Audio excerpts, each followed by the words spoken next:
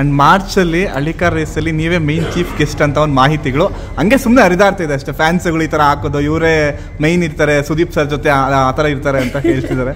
ನಿಜಾನ ಏನಾದ್ರು ಅಪ್ರೋಚ್ ಆಯ್ತಾ ಆ ಥರ? ಸುದೀಪ್ ಸರ್ ಜೊತೆ ವೇದಿಕೆ ಹಂಚ್ಕೊಳ್ಳೋಂಥ ಒಂದು ಅವಕಾಶ ಸಿಕ್ತು ಅಂತಂದ್ರೆ ನನಗಿಂತ ಪುಣ್ಯವಂತ ಇನ್ಯಾರೂ ಇರೋದಕ್ಕೆ ಸಾಧ್ಯನೇ ಇಲ್ಲ.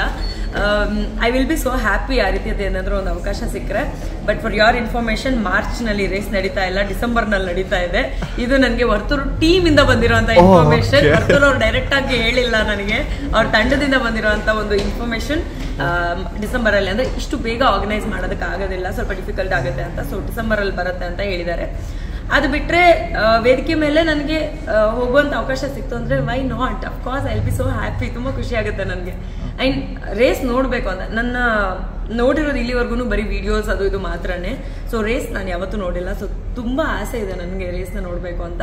ಅಂಡ್ ಅಷ್ಟೇ ಭಯ ಇದೆ, ಅಲ್ಲಿ ಅಷ್ಟು ಜನ ಇರ್ತಾರೆ. ಅಂಡ್ ಆಲ್ಸೋ ರೇಸ್ಗಳಲ್ಲಿ ಯಾರು ಸೇಫ್ ಆಗಿ ಇದು ಮಾಡ್ಕೊಳ್ಳಲ್ಲ, ಆ ಥರದ್ದೆಲ್ಲ ಒಂಚೂರು ಸಣ್ಣ ಪುಟ್ಟ ಭಯಗಳಿದೆ ನನಗೆ. But still I want to see the race. ನನಗೆ ಆ ರೇಸ್ ನೋಡ್ಬೇಕು ಅಂತ ತುಂಬಾ ಆಸೆ ಇದೆ.